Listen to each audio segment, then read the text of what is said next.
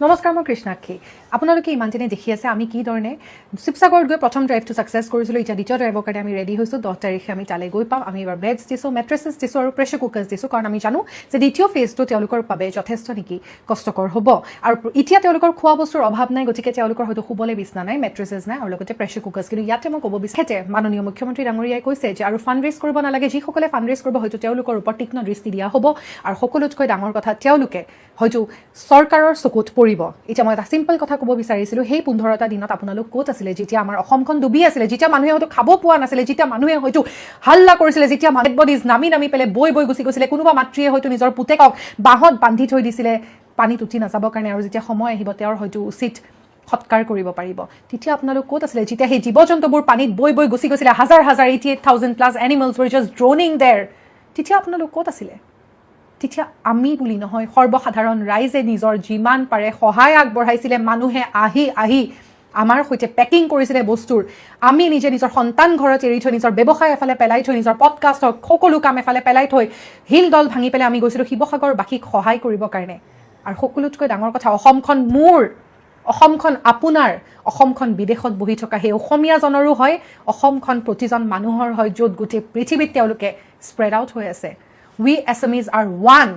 আৰু আজি এই ড্ৰাইভটোত আমি সকলোৱে দেখাই দিছোঁ যে আমি অসমীয়া এক হয় আমি কাকো ভয় কৰিব নালাগে আমি চৰকাৰক সহায় কৰিছোঁ তেওঁলোকৰ 40% কাম আমি কমাই দিছোঁ আমি কোৱালিটি ফুড দিছোঁ আমি বাসমতি ৰাইচ দিছোঁ তেওঁলোকক আমি ভাল দাইল দিছোঁ আমি ঘিৰ বটল দিছোঁ আমি ভাল আঁঠুৱা দিছোঁ আমি ভাল ব্ৰেণ্ডেড কাপোৰ দিছোঁ তেওঁলোকক ক্ৰিয়েটাৰ্ছসকলে ঘৰ বনাই দিয়াৰ শপত গ্ৰহণ কৰিছে মানুহে নিজৰ ঘৰৰ বাৰীৰ বেম্বুজ পৰ্যন্ত দি দিছে তেতিয়া আপুনি ক'ত আছিলে আজি আপোনালোকে চৰকাৰে আজি কৃতজ্ঞতা জ্ঞাপন কৰা বাদে আপোনালোকে দোষাৰোপ কৰিছে আমাৰ সেই আমি বুলি এইকাৰণে কৈছোঁ কাৰণ আমিও আছোঁ সেই মানুহখিনিৰ মাজত কাৰণ আমিও আগবাঢ়ি গৈছিলোঁ সেই মানুহসকলক সহায় কৰিবলৈ সেই অকণমানি কেছতো যোনে হয়তো মূৰটো দাঙিব পৰা নাছিলে যাক মই কোলাত লৈছিলোঁ মোৰ বুকুত সোমাই পেলাই ফুটোৱে মূৰ দাঙিব পৰা নাছিলে বিকজ তাৰ চলিড হোৱাৰ সময় আহি গৈছিলে আৰু মাকে ওৱান টাইম এবাৰ মাত্ৰ খাদ্য গ্ৰহণ কৰি পেলাই ব্ৰেষ্ট ফিডিং কৰাব পৰা নাছিলে বিকজ তেওঁৰ গাখীৰ ওলোৱা নাই ভালকৈ তেতিয়া আপুনি ক'ত আছিলে সেই গৰুটোৱে কিমান দিনৰ পৰা চাপৰ খাব পোৱা নাছিল যেতিয়া মই আৰু নীলাক্ষীয়ে গৈ বাতিৰ ওপৰত গৈ তাক খুৱাইছিলোঁ তেতিয়া আপোনালোক ক'ত আছিলে আপোনালোকে ধন্যবাদ জ্ঞাপন কৰা বাদে আপোনালোকে দোষাৰোপ কৰিছে সেইগৰাকী মহিলা যোনে আজি হয়তো বিদেশত গৈ নিজৰ টেলেণ্ট দি পেলাই ডান্স কৰিছে কাৰণ তেওঁৰ সেইটো পেচা তেওঁৰ সেইটো টেলেণ্ট হয় তেওঁ ফাণ্ড ৰেইজিং কৰিছে নিজৰ অসমৰ বাবে তাত কিহৰ লাজৰ কথা this is legal out of India আমি ৰেছপেক্ট জনাব লাগে কাম অন থেংকফুলনেছ গ্ৰেটিটিউড দিয়ক চাওক আমি ক'লৈকে যাব পাৰিম একেলগে হাত ধৰি চেঞ্জ কৰক নিজৰ এটিটিউডটো আমি এক আপোনাৰ অসমখন যিমান হয় মোৰো অসমখন সিমান হয় আমি আপোনাৰ ছাপোৰ্ট বিচাৰোঁ ছাৰ দোষাৰোপ নহয় লেটছ বি ওৱান 1 নম্বৰত গোবিন্দ চেত্ৰী 2 নম্বৰত বি গণেশ 3 নম্বৰত গোবিন্দ প্ৰসাদ 4 নম্বৰত সুনীল গৰুং 5 নম্বৰত বিষ্ণু শৰ্মা 6 নম্বৰত জিত 7 নম্বৰত বিক্ৰম 8 নম্বৰত ৰাজা দত্ত 9 নম্বৰত পিটিকা 10 নম্বৰত মিণ্টু ফুকন 11 নম্বৰত সাগৰ ভূঞা 12 নম্বৰত মুন্না 13 নম্বৰত জাকিৰ 14 নম্বৰত মইনুল হক তালুকদাৰ 15 নম্বৰত পান্না লেডু 16 নম্বৰত ৰাজু খান 17 নম্বৰত প্ৰদীপ সিং 18 নম্বৰত কৰণ সিং 19 নম্বৰত আদাস চেতিয়া 2019 চনতে এই তালিকাখন ভূতত্ব আৰু খনিজ বিভাগে প্ৰশাসনলৈ প্ৰেৰণ কৰিছিল আমাৰ প্ৰশ্ন হ'ল আজি দেখা পাইছোঁ যে 2019 চনত এই পত্ৰ প্ৰেৰণ কৰা হৈছিল আৰু 2025 চনতো এইকেইজন ব্যক্তিৰ উদ্যোগতে মাৰ্ঘেৰিটাত কয়লাৰ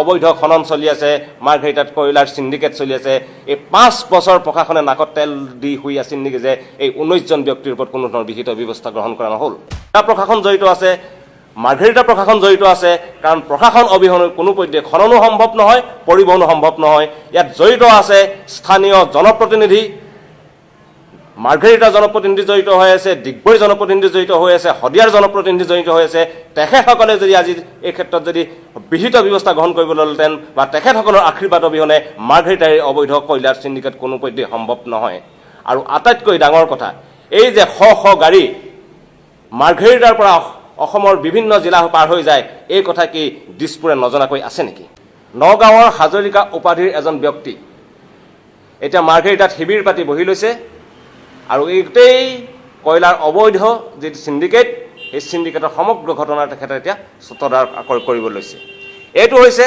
অৰুণাচলৰ খাৰচাং আৰু চাংলাং জিলাৰ পৰা হোৱা কয়লাৰ সিন্ডিকেটৰ কথা অসমৰ মাজেদি অৰুণাচলৰ খাৰচাং আৰু চাংলাং জিলাৰ অবৈধ কয়লা খননৰ সকলো কয়লা পৰিবহণ হৈ আছে। খাৰচাঙৰ যি কয়লা খনি, সেই কয়লা খনি 2022 চনতে ভাৰত চৰকাৰৰ কয়লা মন্ত্ৰালয়ে নিলাম কৰিছিল আৰু সেই নিলামত নিবিদা লাভ কৰিছিল নবীন জিন্দালে। গুৰুত্বপূৰ্ণ কথাটো হ'ল যে সেই নিবিদা লাভ কৰাৰ পাছতো আজি তাৰিখলৈকে খাৰচাঙত কয়লাৰ যি বৈধ খনন আজিলৈকে নহ'ল।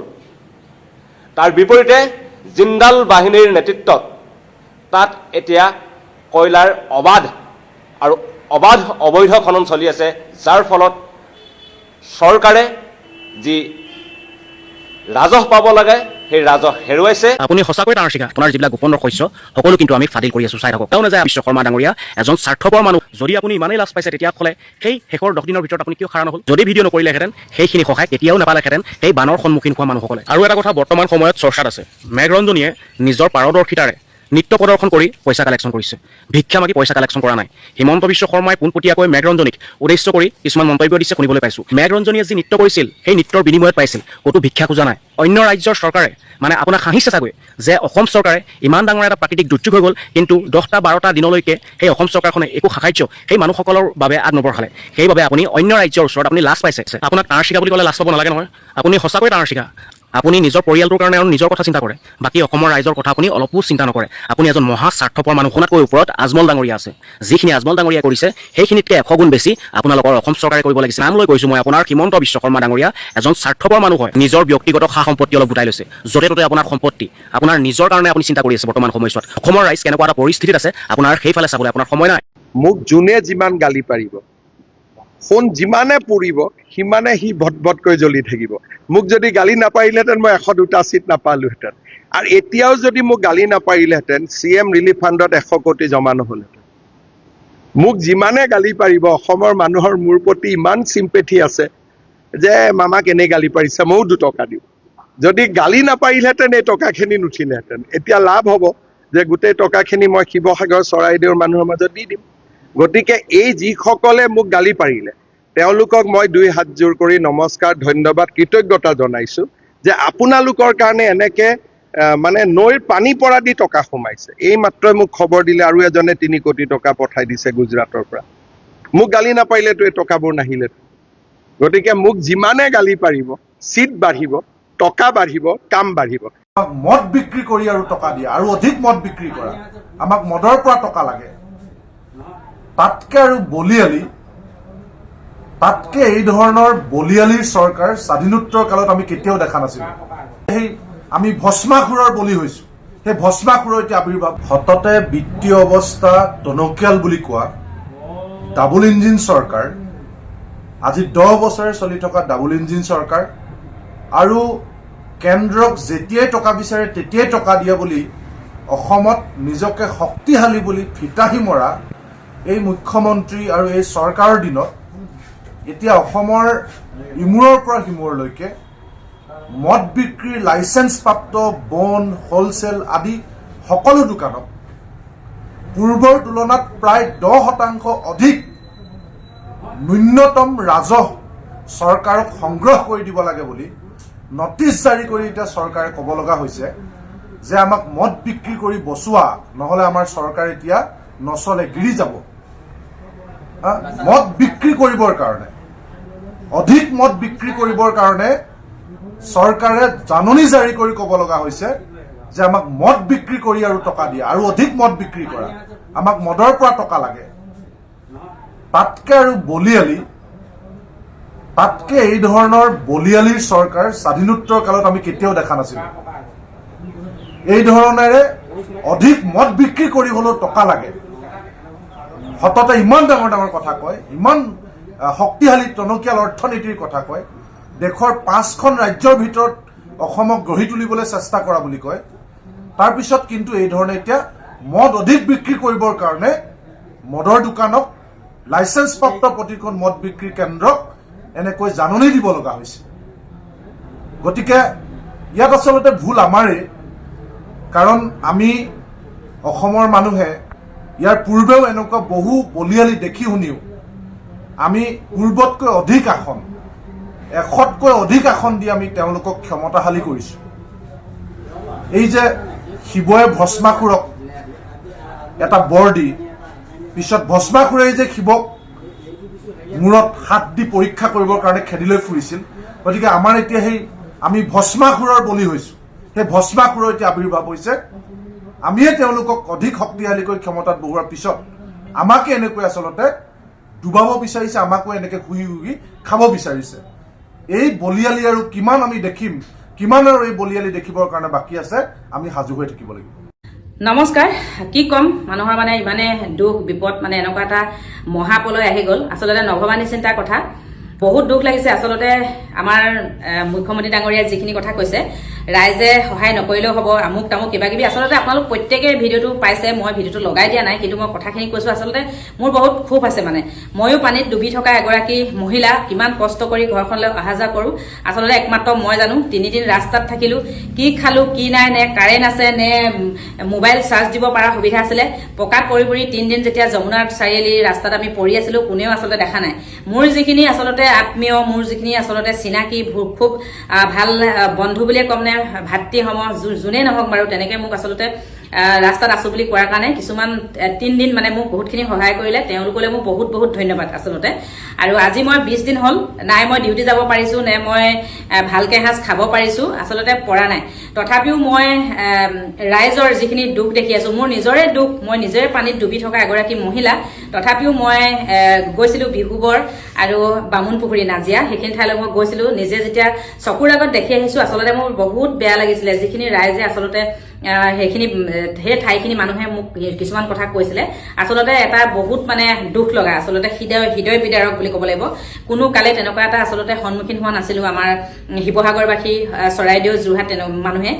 ঘপককৈ যেতিয়া যিটো মহাপ্ৰলয় আহি গ'ল, প্ৰত্যেকটো আচলতে সমস্যাই এইখিনি সমস্যা আপোনালোকৰ চৰকাৰক বুলি ক'ম। কিছুমান মানে বৰমূৰীয়া ৰজা, এতিয়া যিখিনি ৰাজ আট্টালিকাত একদম ভৰিৰ ওপৰত ভৰি তুলি খাই আছে, ধুনীয়াকৈ শুইছে এচি তলত, ফেনৰ তলত। আমি পকাত পৰি আছোঁ, ৰাস্তাই ৰাস্তাই ঘূৰি আছোঁ, থাকিবলৈ জেগা নাই। ঠিক তেনেধৰণে এই কথাষাৰ আচলতে মুখ্যমন্ত্ৰীয়ে কথাষাৰ ক'ব নালাগিছিলে, লোকৰ টকাৰে ৰাইজক সাহায্য দিছে বুলি। আচলতে আমাৰ যদি জনসাধাৰণ নাথাকিলেহেঁতেন, আপোনালোকে আমাৰ সেই যিখিনি মানুহৰ বানত ডুব খাই আছে, সেই মানুহখিনি আজিলৈকে যোনখিনি মানুহ জীয়াই আছিলে, সেইখিনি মানুহো নাথাকিলেহেঁতেন। আপুনি ৰাইজক ধন্যবাদ দিব লাগিছিলে। প্ৰত্যেক ডিষ্ট্ৰিক্টৰ পৰা অসমৰ মানুহে আহি যেনেকৈ আমাৰ উজনি অসমত উবিৰি খাই পৰিছে, সেইখিনিক লৈ আপুনি মানুহক ধন্যবাদ দিব লাগিছিলে। আচলতে কি ভাষাৰে ধন্যবাদ দিব নাজানো, আচলতে ধন্যবাদৰ কথাই নাই তাত। আৰু যদি কিবা বহুত ওপৰৰ কিবা ক'বলগীয়া আছে, সেইখিনি মানে ধন্যবাদটো বহুত কম হৈছে। মানে যি কি নহওক, আপুনি ক'লে এতিয়া সহায় কৰিব নালাগে। এটা কথা মই ক'ব বিচাৰোঁ, আপোনালোকে আজি আমি পানীত ডুব গৈ আছোঁ নে এটা চৰকাৰৰ সাহায্য পাইছোঁ, আৰু যিখিনি মানুহ এতিয়াও বহুত ভিতৰুৱা ঠাইত খাবলৈ পোৱা নাই, আপুনি সেইখিনি দেখিছে নে? সেইখিনি ঠাইলৈ আপুনি গৈছে? অকল দেখিলে নেপালী খুটিলৈ গৈছে, হয় তাত বহুত ডাঙৰ মানে যিটো মহাপ্ৰলয়ত গোটেই ধ্বংস হৈ গ'ল, সেইখিনি ঠায়ে চবেই শুনি আছে। কিন্তু তাৰ কিছুমান ভিতৰুৱা অঞ্চলত আজিও খাবলৈ পোৱা নাই, শুবলৈ পোৱা নাই। আজি 18-19টা দিন মানুহখিনি কেনেকৈ আছে আপুনিতো গম পোৱা নাই। মুখতে কৈ দিলে আপোনালোকে সাহায্য নিদিলেও চৰকাৰ এতিয়া যাব পৰা হৈছে। আমি 7 দিন আহিব পৰা নাছিলোঁ। কিয় 7 দিন আপোনালোকে আহিব পৰা নাছিলে?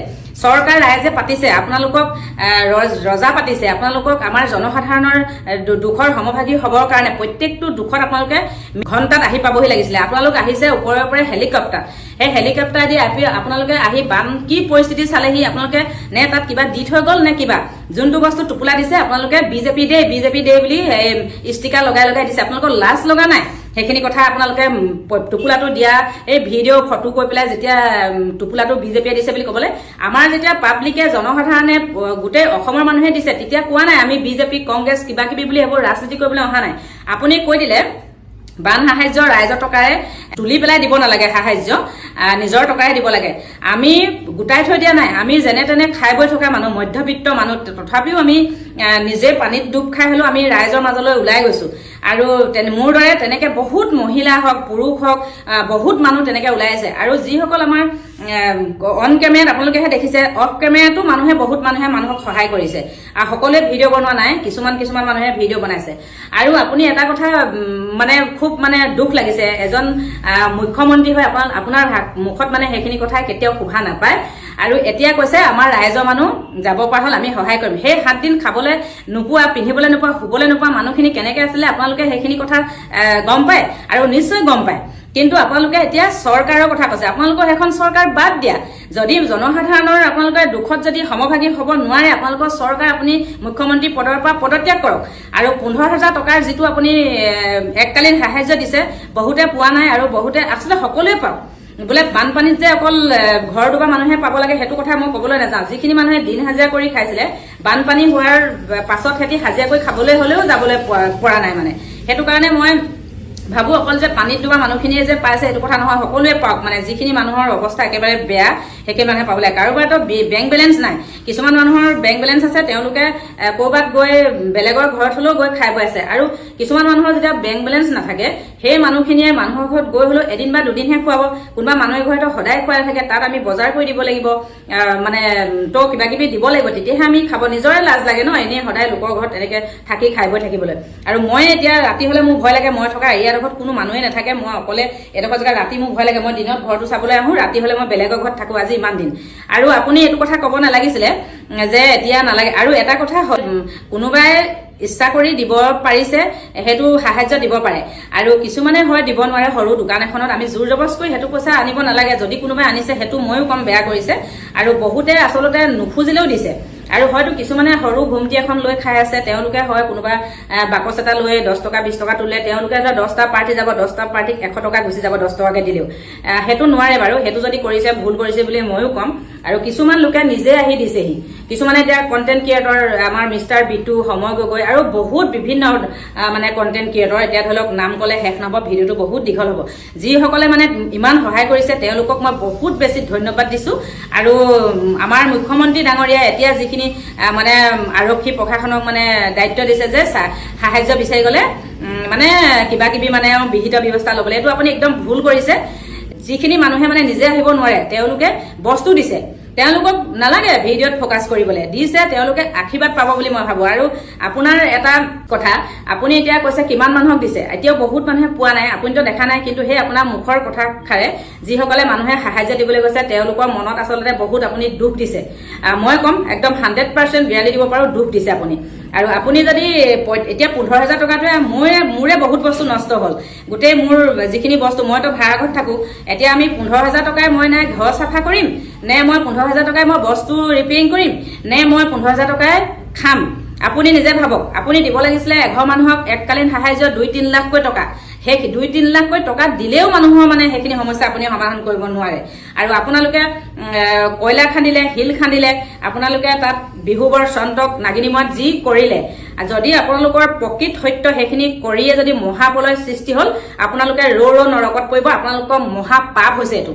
মই ক'ম আজি মোৰ যিমানখিনি দুখত মই যিখিনি কষ্ট কৰি যিখিনি দুখত মই আজি থাকিব লগা হৈছে, আৰু কিছুমান লোকে মোক সুধিছে আপোনালোকৰ সেইখিনি কোন ঠাই।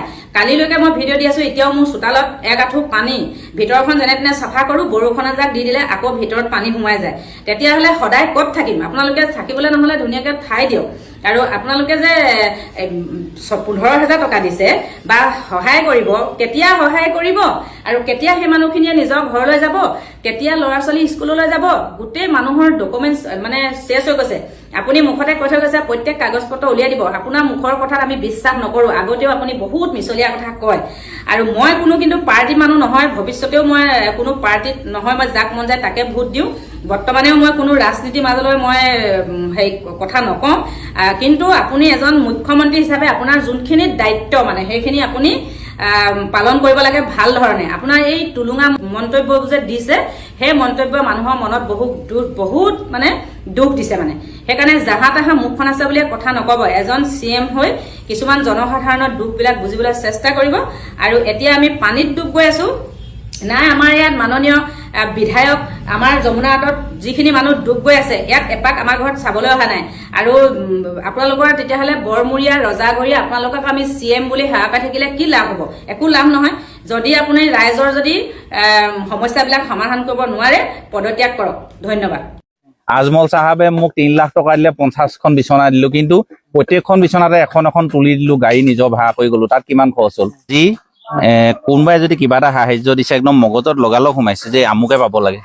সেইকাৰণে চোৱা এতিয়া গোটেই কুইন ফাৰ্নিচাৰ টিম লৈ আহি ইয়াত কাম কৰিছো আৰু ইমানে বেয়া লাগিছে সেই ঘৰটো কাম কৰিবলৈ লৈছো এই 3টা ল'ৰা ছোৱালী মাক বাপেক নাই 3টা ল'ৰা ছোৱালী আছে মাক বাপেক নাই মামীয়েকে ডাঙৰ কৰিছে তেওঁ অৱস্থা নাই তেওঁ ঘৰ টিৰপালখন মাৰি থৈছে এতিয়া এইবিলাক কাম কোনে বুজি পাব এনেকুৱা চেলিব্ৰিটিক 50 লাখ অসমত টকা দিলে কিন্তু এতিয়ালৈকে একো কোৱা নাই শিৱৰাজ অসম মিষ্টাৰ বিটু সময় গগৈ পোৱাহেঁতেন পকা ঘৰ থিয় কৰি মানুহ শুব পৰা কৰিলেন আমি নোৱাৰা কাৰণে বাঁহৰ ঘৰ ৰহিবলগীয়া হৈছে আমি কিমান কৰিম যথেষ্ট টকা নিজৰ পৰা খৰচ কৰিলো আজমল চাহাবে মোক 3 লাখ টকা দিলে 50খন বিচনা দিলো কিন্তু প্ৰত্যেকখন বিচনাতে এখন তুলি দিলো গাড়ী নিজৰ ভাড়া কৰি গলো তাত কিমান খৰচ হ'ল গতিকে সেই সাহসখিনি দিবৰ কাৰণে আমাৰ লগত সহায় সহযোগিতা কৰি যাওক বানপানীৰ বাবে কোনেও বাকচ লৈ কাৰো ওচৰত ভিক্ষা খুজিব নালাগে কোনোবাই যদি নিজেই মনে জানি দিয়ে দিয়ক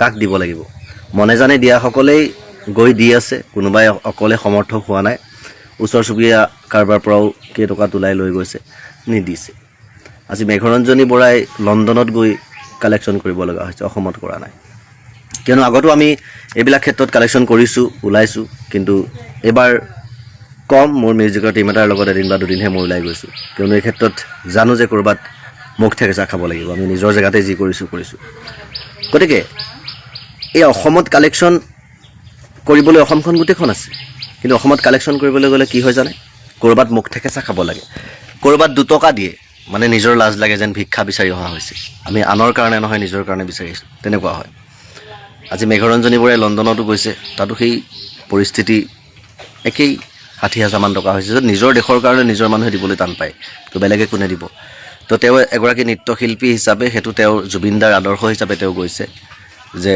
অসমত আৰু পৰিস্থিতি যি দেখিছেই কিয়নো অসমৰ মানুহ নিজেই ভিখাৰী আচলতে আঁচনি খাবলগীয়া হয় আঁচনিৰ লগত নিজৰ বহুমূলীয়া ভোট বিক্ৰী কৰিব লগা হয় গতিকে অসমৰ কাৰণে ভিক্ষাৰ বিচৰাটো কি ডাঙৰ কথা কাৰণ অসম আৰু অসমীয়া ভিখাৰীয়ে হয় ন ভিখাৰী নহ'লে কেতিয়াও পইচাৰ লোভ চৰকাৰে দেখুৱাব নোৱাৰে কাৰণ বাহিৰৰ দেশত আঁচনিৰ লোভত মানুহ মৰি থকা নাই চবৰে নিজৰ কেপাচিটিত নিজে চলিছে গতিকে সেই ভিখাৰী ৰাজ্য এখনৰ কাৰণে ভিক্ষা বিচৰাটো ডাঙৰ কথা নহয় কিয়নো আমি ভিখাৰী নহ'লে আমি কেতিয়াও আনৰ পাম বুলি আনৰ পৰা খাম বুলি আশা কৰি নাথাকোঁ বিপদত পৰা লোকসকল বেলেগ কথা আজি বানে বিপদত পেলাইছে সেইসকলক বিপদত পৰা সকলক যিসকল সুপদত আছে তেওঁলোকে সহায় কৰাটো মানৱীয়তা হয় কিন্তু অবাবত এটা এলাও হৈ গৈছে আঁচনি আমুক আঁচনি আহিছে ইমান টকা পাব সেই বস্তুটোত আমি সোমাই পৰি কি কৰোঁ নিজৰ বিবেক বিবেচনা সকলো বিক্ৰী কৰি পেলাওঁ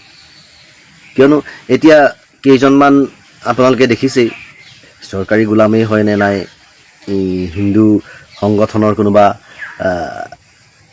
চামচা হয় নাজানো বহুত ডাঙৰ কথা বতৰা ৰাতুল কলিতা বুলি এজন বা হিৰে হিন্দু বুলি এজন এই মানুহবোৰ আচলতে ভিখাৰী হয়নে নহয় ভিখাৰী মানে ভিখাৰীতকৈও ভিখাৰী যিটো নিজে নাজানে কিবা এটা ক'বলৈ কোনোবাই কৈ দিছে তাত সঁচা মিছা কথা নাই কেইটকামান পইচা দিম এইটো কথা কৈ দিয়ে ভিখাৰীজনেও ভিক্ষা কৰি খাব কিন্তু এনেকুৱা অপপ্ৰচাৰ আৰু অপদাৰ্থ কথা বতৰা কৈ পেট নচলায় গতিকে আমাৰ অসমীয়া মানুহ একাংশ তেনেকুৱাই গতিকে সেইকাৰণে ভিক্ষা কৰাটো লাজ পাব নালাগে আজি কিছুদিনৰ পৰা অসমত যিখিনি চলি আছে সেইখিনিতো এনেও বিশ্ববাসীৰ আগত লজ্জিত হৈছিল অসমীয়া বা আমাৰ ভাৰতীয় একাংশ লোক যি গোৰামী যি ধৰ্মক লৈ কাজিয়া যিবিলাক মানুহৰ মাজৰ কথা বতৰা এইবিলাকতো একাংশ মানুহে বিবেকেৰে বিবেচনা কৰিছে ভাবিছে যে এখন দেশ হ'লনে এইখিনি মানুহ হ'লনে জুবিন গাৰ্গৰ নিচিনা এজন মানুহ মৰি গ'ল হাজাৰ লাখ মানুহে সেই সময়ত প্ৰতিবাদ কৰিলে এতিয়া হৈ গ'ল এবছৰ পাবৰ হ'ল অহা মাহত এবছৰ হ'ব গতিকে আমি জাতিটো হ'লো তেনেকুৱা গতিকে আজি চৰকাৰখনে কৈছে ভিক্ষা বিচাৰিব নালাগে যদি আপোনালোকে নিজৰ পুঁজিৰ পৰা টকা দি সহযোগিতা কৰিলেহেঁতেন এই মানুহখিনিক আজি হিমন্ত বিশ্ব শৰ্মাৰ ভায়েকে কিমান টকা দিছে লণ্ডনৰ পৰা 4,000 টকা 4,000 টকা দিছে ইয়াত কোনোবা এজন এই হাজিৰা কৰি খোৱা মানুহো তাতকৈ বেছি দিছেগৈ তাত গতিকে এই কথাবিলাক মানুহে ভাবিব লাগে যে আনক সহায়ৰ আগত নেহাঁহিবি মোক খুচৰিবতো যে আনক নাহাঁহোঁ যে মোৰ আছেনে নাই মই চাওঁ মোৰখিনি মই ব্যক্তিগত হিচাপে ৰাখি থৈছোঁ মই আনৰ নামত এটকাও নিদিওঁ আৰু আনেও কাৰোবাৰ ওচৰত বিচাৰি যোৱাটো মই নিবিচাৰোঁ মানে কি যে জুবিন গাৰ্গ পানীত সাঁতুৰি আছে মই বচাই আনিব পাৰোঁ ময়ো নবচাওঁ আৰু আনকো মই দিয়া নাই যে নবচাবি তাক, বচাবলৈ যাব নালাগে, সি ডুবি ডুবি মৰক। সেইটোৱে হোৱা নাই জানো কথা, যে নিজেও নিদিওঁ আনেও নিদিবি। এতিয়া কোনোবা মুছলমান লোকসকলে দি আছে, তাক লৈ পেলাই একাংশই মানে এনেকুৱা এনেকুৱা কথা বতৰা কৈছে, তেওঁলোকৰ মন ভাগি যাওঁ। মানে কাৰ সুৰক্ষাৰ স্বাৰ্থত কাম কৰি আছে? হিন্দু সুৰক্ষাৰ স্বাৰ্থত। আৰু এই বানত উটি যোৱা মানুহবোৰ প্ৰায়খিনি হিন্দু আছে তাত, অকল মুছলমান নাই। গতিকে সেই মানুহখিনিৰ কাৰণে খবৰ পাওঁতেই এই RSSৰ কোনোবা আহিলে, না হিন্দু সংগঠনখিনি আহিলে, নাই কিবা আহিলে, আহি তেওঁলোকক উদ্ধাৰ কৰিলে, ল'ৰালৈকে কোন দৌৰিলে? আগতীয়াকৈ খবৰ কোনে পালে? আগতীয়াকৈ কোন দৌৰ মাৰি গুচি গ'ল? যে জাতি বৰ্ণ নিৰ্বিশেষে মানৱ ধৰ্ম পালন কৰা একাংশ মানুহ, কিন্তু ধৰ্মীয় গোড়ামি থকাখিনিয়ে কিন্তু হিন্দুৰ সুৰক্ষাৰ স্বাৰ্থত কাম কৰাখিনিয়ে কিন্তু দৌৰ মাৰি নগ'ল। তেওঁলোকে অকল নিজৰ স্বাৰ্থৰ কাৰণেহে কাম কৰি আছে, হিন্দু হিন্দু কৈ। এই কথাখিনি মানুহে মনত পেলোৱাটো ভাল আৰু নিজৰ বিবেকেৰে বিবেচনা কৰাটো ভাল। গতিকে আৰু মই বিশেষ নকওঁ, কাৰণ ভিক্ষাৰীয়েহে ভিক্ষা কৰে, এই কথাটো সদায় মনত ৰখাটো ভাল। গতিকে আমি যদি ভিক্ষা নলৈ পেলাই আমি আঁচনি আহোঁতে যদি বাছনি নাচাওঁ যে এইবোৰ আমাক নালাগে, এইবোৰ আমি ডকুমেণ্টেই নিদিওঁ, এইবোৰ আমি নলওঁৱেই, আমি শুদ্ধ বিবেকেৰে আমি চাফা কৰিব খোজোঁ, আমি নিকা এখন আচলতে ৰাজ্য বিচাৰোঁ, নিকা মনৰ মানুহ বিচাৰোঁ আৰু নিকা এখন চৰকাৰ বিচাৰোঁ, যি এই সমন্বয় সদায় ধৰি ৰাখিব পাৰে। তেতিয়া আমাক ভিক্ষাৰী বুলি কোনেও নকয়, মজবুত এটা দম থকা জাতি বুলি ক'ব। আমাৰ দমেই নাই। ইলেকশ্যনৰ আগত আমি হাই হাইকৈ জুবিন গাৰ্গৰ নিচিনা এটা মানুহ মৰি যোৱাৰ পিছতো, এই চৰকাৰখনে ন্যায় দিব নোৱাৰাৰ পিছতো সেই চৰকাৰখনকে আমি বাছি ল'লোঁ। গতিকে আমাতকৈ আৰু বিবেকলেছ কোনোবা আছে নেকি? গতিকে আমাৰ লগত খেল নেখেলি, আমাৰ লগত আচলতে আমাক ননচুৱাই কাক নচুৱাব, কথাবোৰ তেনেকুৱা। তো ধন্যবাদ। Justice for Zubeen Garg. আজি এই সংবাদ মাধ্যমৰ যোগেদি আমি অসম চৰকাৰক জনাব বিচাৰোঁ, যিহেতু অসমত বৰ্তমান উজনিত কেনেকৈ মানে এক কালান্ত ৰূপ লৈছে, সকলো ৰাইজে দেখি আছে, সমগ্ৰ ভাৰতবৰ্ষৰ ৰাইজে দেখি আছে। এই বানপীড়িতৰ কাৰণে আমাৰ মুখ্যমন্ত্ৰী সাহায্য পুঁজি লৈ বিভিন্নজনে ইতিমধ্যে বিভিন্ন ধৰণে বৰঙণি কোটি কোটি টকা আগবঢ়াইছে। আৰু আমাৰ সন্মানীয় মুখ্যমন্ত্ৰী ডাঙৰীয়াই এই বানপীড়িত ৰাজ্যৰ কাৰণে যি এককালীন সাহায্য 15,000 টকা ইতিমধ্যে ঘোষণা কৰিছে বা দিয়াৰ ব্যৱস্থা কৰিছে। কিন্তু একেবাৰে দুৰ্ভাগ্যজনক কথা, আমাৰ বৰ্তমান মৰিয়নি সমষ্টি বনাই অন্তৰ্গত ধনতোলা আৰু মথাউৰি চিগা কথা সকলোৱে জানে। ধনতোলাৰ পৰা মাত্ৰ আধা কিলোমিটাৰ দূৰৰ অৱস্থিত আমাৰ এই মানুহখিনি এসপ্তাহত দুটাকৈ পানীৰ সন্মুখীন হ'বলগীয়া হৈছে। 7 দিন ঘৰৰ ভিতৰত মানুহ সোমাব পৰা নাই। আজিও বহুতৰ ঘৰৰ পাকঘৰত জুই একোৱা জ্বলাব পৰা অৱস্থা নাই, গৰু ছাগলী খেতি পথাৰৰ কোনো অৱস্থা নাই। তেনেস্থলত এই যিটো মুখ্যমন্ত্ৰীৰ আমাৰ বান সাহায্য পুঁজি, তাৰ পৰা কিন্তু এই আমাৰ বানপীড়িত লোকসকল বঞ্চিত হোৱাটো অতি দুৰ্ভাগ্যজনক কথা। আজি আমি সকলোখিনি ৰাইজ লঘোণাভোকে আহি আমি ইয়াত উপস্থিত হ'বলগীয়া মেইন কথাটো হৈছে কি, আমাৰ গাঁও প্ৰধানকে আদি কৰি যিসকল তদন্তকাৰী বিষয়া গৈছিল, তেখেতলোকে উপযুক্তভাৱে তদন্ত নকৰি আমাৰ পাবলগীয়া বানপীড়িতসকলক বঞ্চিত কৰি মাত্ৰ 100জনৰ ভিতৰত 10জনক অনুদান দি পেলাই তেখেতলোকে পালমাৰ কাৰ্যসূচী কৰি আজি বানপীড়িত ৰাইজক অপমাননা কৰা দেখা গৈছে। গতিকে আজি আমি সকলোতে ইয়াত আহিছো, আমাৰ বনাই অঞ্চলৰ সকলোখিনি গাঁও গোট খাই পেলাই বানপীড়িত ৰাইজ আমি একত্ৰিত হৈ এক ৰাজহুৱা প্ৰতিবাদী সভা কৰি আজি আমি আমাৰ ৰাজচক্ৰ বিষয়া অফিচলৈ আহিছো। আমাৰ এইখিনি জনাবৰ কাৰণে, যিহেতু বিভাগীয় যিসকল আমাৰ গাঁও প্ৰধানে হওক বা ইয়াৰ আমাৰ মণ্ডল অফিচৰ বিষয়া হওক, তেখেতলোকে উপযুক্তভাৱে আজিও আমাৰ কাষ চপা নাই। আমাৰ দুখ দুৰ্গতি বুজি পেলাই তেখেতলোকে শুদ্ধ তথ্যৰে আনি পেলাই তালিকা উপস্থাপন নকৰাৰ কাৰণে আজি বানপীড়িত ৰাইজ পুঁজিৰ পৰা বঞ্চিত হৈছে। সেয়েহে আমি আজি ইয়াত আহি পেলাই একেটা কণ্ডিশ্যনে দেখিছো, ইয়াত দেখিছো আমাৰ ৰাজচক্ৰৰ বিষয়া ডাঙৰীয়া নাই, তেখেতৰ অনুপস্থিত অইন বেলেগ বিষয়াকো এইটো দায়িত্ব দিয়া হৈছে বুলি আমি গম পোৱা নাই। আমি খবৰ কৰি কাৰো পৰা আমি সহযোগিতা পোৱা নাই। আমি বানপীড়িত ৰাইজ যথেষ্ট ক্ষোভিত হৈ আছো। আৰু আমি এটা কথাই জনাইছো, অনতিপলমে আমি আজি এই যি আমাৰ 500 বানপীড়িত ৰাইজৰ লিষ্ট তালিকা আমি প্ৰস্তুত কৰি আনিছো, তেখেতলোকক আমি ইতিমধ্যে ইয়াত হাজিৰ কৰাইছোহি তাৰ উপযুক্ত প্ৰমাণৰ কাৰণে। আৰু এইসকল ব্যক্তিয়ে যেতিয়ালৈকে তেখেতলোকে সদ উত্তৰ নাপায়, অহা 48 ঘণ্টাৰ ভিতৰত যদি বানপীড়িত ৰাইজৰ যদি একাউণ্টত এই যদি মুখ্যমন্ত্ৰী এককালীন সাহায্য পুঁজিটো নোসোমায়, তেতিয়াহ'লে সমূহ বানপীড়িত ৰাইজে কোনো প্ৰকাৰে ক্ষান্ত হৈ নাথাকিব। প্ৰয়োজন সাপেক্ষে সেই দুৰ্নীতিগ্ৰস্ত বিষয়াসকলক উচিত তদন্ত কৰি পেলাই শাস্তিমূলক ব্যৱস্থা গ্ৰহণ কৰিবৰ বাবে আজি আমি সুযোগে দাবী জনাইছো। আৰু অনতিপলমে আমাৰ যি অৱস্থা, আমাৰ এই যি আমাৰ ৰাইজৰ তালিকা আমি লৈ আহিছো, এই তালিকা আৰু তেখেতলোকে এই নথি পত্ৰ গ্ৰহণ কৰি অনতিপলমে 48 ঘণ্টাৰ ভিতৰত আমাৰ বানপীড়িত ৰাইজক আমাৰ যদি পুঁজি মুকলি কৰি নিদিয়ে, তেতিয়াহ'লে আমি মুখ্যমন্ত্ৰী ডাঙৰীয়ালৈ আমি পোনপটীয়াভাৱে যোগাযোগ কৰিবলৈ বাধ্য হ'ম। এই মুহূৰ্তত মানুহক সহায়ৰ প্ৰয়োজন আৰু এই সহায় আগবঢ়াইছে আজি নামনি অসমৰ বহুত সংখ্যালঘু মানুহে সামাজিক মাধ্যমত বহুতে প্ৰচাৰ কৰি আছে যে মিয়া শ্ৰমিক আমাক নালাগে মিয়া শ্ৰমিকে এতিয়া উজনি অসমত আহি বাহৰ পাতিছে তেনেকুৱা কথা বতৰা কোনোবাই ক'বলৈ আৰম্ভ কৰিছে আৰু আমি দেখিছোঁ যে এইবাৰ এই বানপানীয়ে কিন্তু আমাৰ ভাগ ভাগ হৈ থকা অসমখন একত্ৰিত কৰিছে আমি যি আচলতে সমন্বয়ৰ অসমৰ কথা কওঁ সম্প্ৰীতিৰ অসমৰ কথা কওঁ বিপদৰ সময়ত কোনো জাত পাত ধৰ্মীয় কথা বতৰাই কেতিয়াও স্থান নাপায় সেই কথাটো এইবাৰ প্ৰমাণ হৈছে আমি দেখিছোঁ ইয়াত মৌলানা বদৰুদ্দিন আজমল সাহেব আহিছে চেয়াৰমেন আলীৰ নেতৃত্বত তোমালোক আহিছা তেনেকৈ বহুত মানুহ আহিছে হিন্দু মানুহ আহিছে খ্ৰীষ্টান আহিছে জৈন আহিছে পাৰ্চী আহিছে কোনো ধৰ্মক লৈ আচলতে ইয়াত কোনো ভেদাভেদ নাই সকলোৱে আহি বিপদত পৰি থকা মানুহক উদ্ধাৰ কৰিবলৈ চেষ্টা কৰিছে সেইটোৱে হৈছে সমন্বয়ৰ বাৰ্তা এই অসমখনকে বিচাৰিছিলে জুবিন দাই এই অসমখন হৈছে শংকৰ আজানৰ অসম মাজতে আপোনাৰ ইয়াতে উজনি অসমলৈ কোনো নামনি অসমৰ পৰা শ্ৰমিক আহিব নোৱাৰিব বুলি ভয় ভাবুকি দিয়া হৈছিল আমি এতিয়া পোষ্টাৰো দেখা পাওঁ শিৱসাগৰত আছেই দেখিছে আপোনালোকে ৰাইজক কৈছো অসমৰ ৰাইজে নিশ্চয় দেখা পাইছে এতিয়া যিবিলাকৰ এগেইনষ্টত সেই পোষ্টাৰ অৰা হৈছে তেওঁলোকে আজি বিপদত পৰি থকা মানুহবিলাকক আচলতে সহায় কৰিবলৈ আগবাঢ়ি আহিছে গতিকে সেই পোষ্টাৰবিলাক আচলতে প্ৰয়োজনীয়তা আছে নে নাই সেই পোষ্টাৰ অৰা মানুহবিলাকেও নিজে আচলতে বুজিব লাগে যে বিপদৰ সময়ত আপুনি যাক শত্ৰু বুলি ভাবিছে সিয়ে আপোনাক বচাইছে সেই কথাও আছে গতিকে আজি আপোনাৰ বানত পৰি গোটেই 4খন জিলাৰ মানুহ হাহাকাৰ কৰি আছে এই মুহূৰ্তত মানুহক সহায়ৰ প্ৰয়োজন আৰু এই সহায় আগবঢ়াইছে আজি নামনি অসমৰ বহুত সংখ্যালঘু মানুহে গতিকে আপোনালোকে এটা কথা চাব অসমত কোনো কাৰণতে বিভাজনৰ যিটো ৰাজনীতি সাম্প্ৰদায়িক ৰাজনীতি ধৰ্মৰ নামত যিটো ৰাজনীতি সেইটো আমি বিদায় দিব লাগে সেইটো সেইকাৰণে বিদায় দিব লাগে কাৰণ আমাৰ যিসকল আচলতে স্বনামধন্য ব্যক্তি আছিলে শংকৰ আজানৰ পৰা আৰম্ভ কৰি শ্ৰীমন্ত শংকৰদেৱ বা আজান প্ৰিয়ৰ পৰা আৰম্ভ কৰি জুবিন গাৰ্গলৈকে বিষ্ণু ৰাভালৈকে জ্যোতিপ্ৰসাদ আগৰৱাললৈকে তেওঁলোকে কোনো কাৰণতে এই সাম্প্ৰদায়িক ৰাজনীতি ভাল পোৱা নাছিলে তেওঁলোকে সদায় সমন্বয় সম্প্ৰীতিৰ কথাই কৈছে একতাৰ কথাই কৈছিলে